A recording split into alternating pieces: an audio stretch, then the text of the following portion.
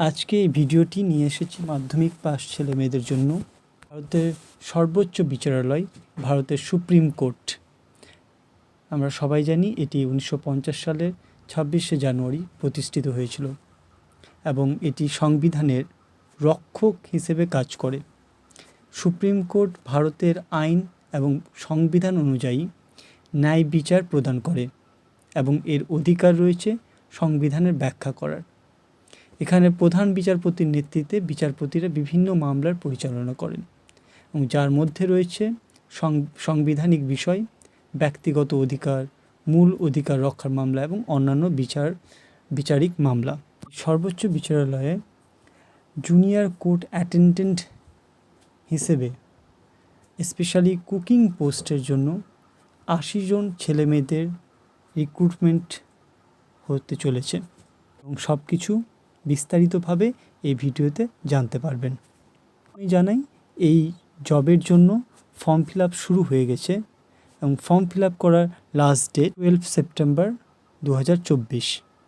Website details এবং link YouTube ডেসক্রিপশনে দেওয়া রয়েছে।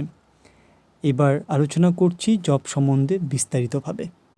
এখানে 80 জন ছেলে মেয়েকে নেওয়া হবে জুনিয়র কোর্ট অ্যাটেন্ডেন্ট পোস্ট হিসেবে এবং এই পোস্টের জন্য মিনিমাম 10th স্ট্যান্ডার্ড বা 10th ক্লাস পাশ করা ছেলেমেয়েরা অ্যাপ্লাই করতে পারবে। যেখানে যে কোনো ইনস্টিটিউট বা বোর্ড, যেখানে সরকারি স্বীকৃত যেসব ইনস্টিটিউট রয়েছে সেখান থেকে 10th পাস করলেই হবে মিনিমাম কোয়ালিফিকেশন, এবং তার সাথে সাথে মিনিমাম 1 ইয়ার 1 বছরের ফুল টাইম কোনোভাবে ডিপ্লোমা কুকিং রান্নার যে ডিপ্লোমা কোর্স হয় বা রান্না সম্বন্ধে কোনো একটি কোর্স 1 বছরে কোনো যে কোনো রিকগনাইজড ইনস্টিটিউশন থেকে কোয়ালিফাই হতে হবে।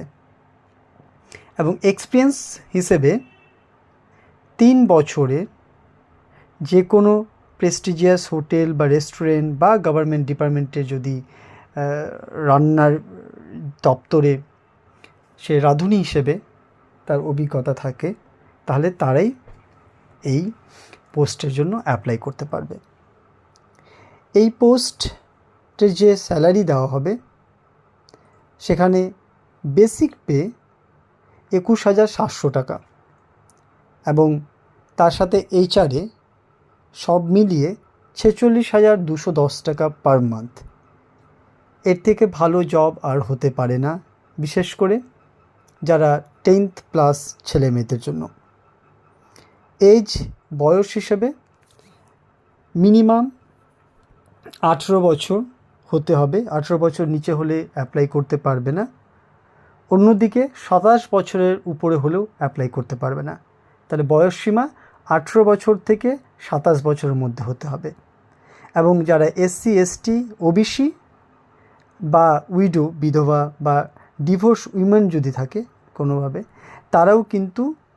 তারা কিন্তু এইখান থেকে মিনিমাম 3 বছরের একটা বয়সের তারা সুবিধা পাবে। সবথেকে গুরুত্বপূর্ণ পার্ট পরীক্ষা, এক্সাম। কিভাবে সিলেকশন করা হবে? এখানে 3টে ভাগে ভাগ করা হয়েছে: রিটেন টেস্ট, প্র্যাকটিক্যাল টেস্ট আর একটা হচ্ছে ইন্টারভিউ। এবং টোটাল এক্সামের মার্কস হচ্ছে 200 মার্ক। রিটেন টেস্টে 100 মার্কের একটা 30 মার্কস থাকবে, 30 মার্ক আর একটা 70 মার্কস।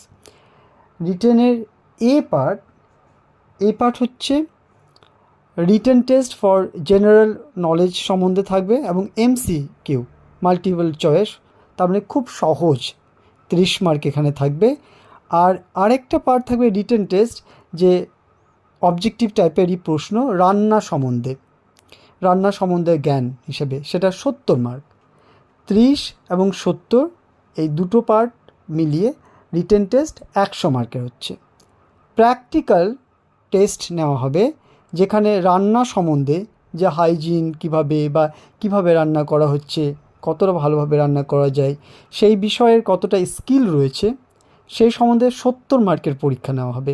প্র্যাকটিক্যাল, কিন্তু প্র্যাকটিক্যাল টেস্ট, সেখানে প্র্যাকটিক্যালভাবে জিনিসগুলোকে বোঝানো বা দেখানো, সেটা হচ্ছে 70 মার্ক। আর ইন্টারভিউ লাস্ট যেটা পার্ট, সেটা হচ্ছে 30 মার্ক। সো টোটাল হচ্ছে 200 মার্ক। এই 200 মার্কের পরীক্ষার মধ্যে পুরো সিলেকশন প্রসেসটাকে ডিসাইড করা হবে। তা সবাই এই অংশটা বা এই পার্টটাকে একটু ভালো করে আপনারা জেনে নেবেন।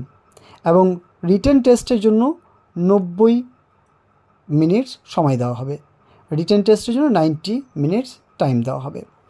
আর এই রিটেন টেস্টটা গোটা ভারতবর্ষে 70টি সেন্টারে 16টি স্টেটের মধ্যে নেওয়া হবে। টেস্ট সেন্টার অলরেডি আমি একটা লিঙ্ক শেয়ার করে দেব, সেখানে সম্পূর্ণভাবে বা স্পষ্টভাবে লেখা রয়েছে, তবু আমি একবার বলে নিচ্ছি। 70টি সেন্টার হচ্ছে আমাদের ওয়েস্ট বেঙ্গলের মধ্যে কলকাতা রয়েছে, এছাড়া আহমেদাবাদ, লখনউ, মুম্বাই, নাগপুর, পাটনা, গুয়াহাটি, ভুবনেশ্বর, চেন্নাই, দিল্লি, বেঙ্গালুরু, এইভাবে করে 70টি সেন্টার রয়েছে। যারা বাইরে থাকছে তাদের জন্য একটা বড় অপরচুনিটি, কারণ অনেকেই হয়তো বাইরে হোটেলে কাজ করছে, তারা চাইলে অ্যাপ্লাই করতে পারে এবং নিয়ারেস্ট সেন্টারে গিয়ে এক্সাম দিতে পারবে, কারণ এটা হচ্ছে সেন্ট্রাল গভর্নমেন্টের জব এবং সুপ্রিম কোর্ট অফ ইন্ডিয়ার জব। একটা ছেলেমেয়েদের জন্য একটা বড় অপরচুনিটি। আলোচনা করি যে এই পোস্টের জন্য ডিউটিসগুলো কী কী থাকবে, দায়িত্বগুলো, কাজগুলো কী কী।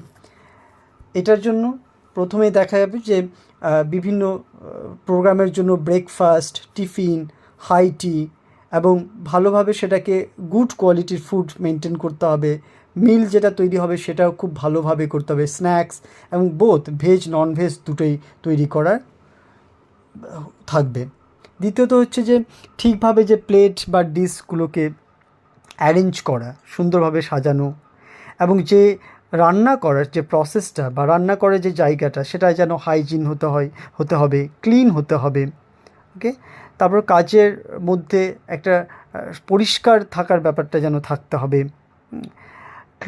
কুকিংয়ের যে ইউটেন্সিলসগুলো হবে, জিনিসপত্রগুলো হবে, সেগুলো পরিষ্কার থাকতে হবে, পরিষ্কার রাখতে হবে।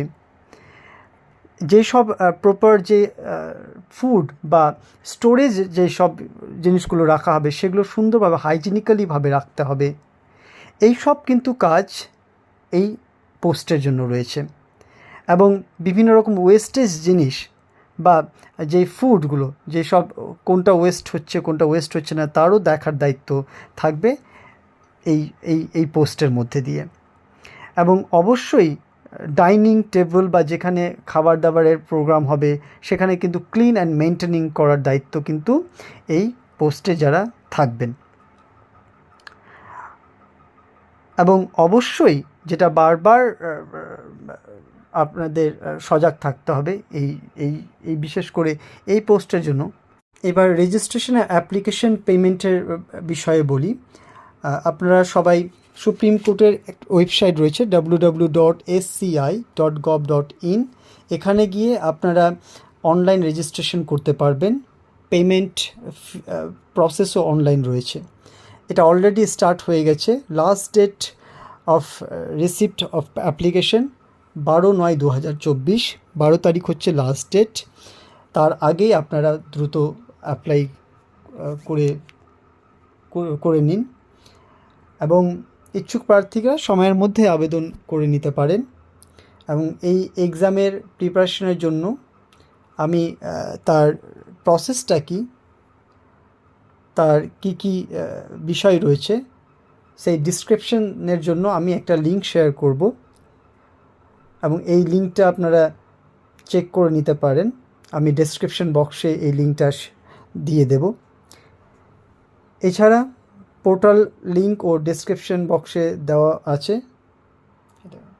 ধন্যবাদ ভিডিওটি দেখার জন্য। আবার আমরা নেক্সট ভিডিওতে অন্য কোনো জব রিলেটেড ইনফরমেশন নিয়ে হাজির হব আপনাদের সামনে। ভালো থাকবেন, সুস্থ থাকবেন।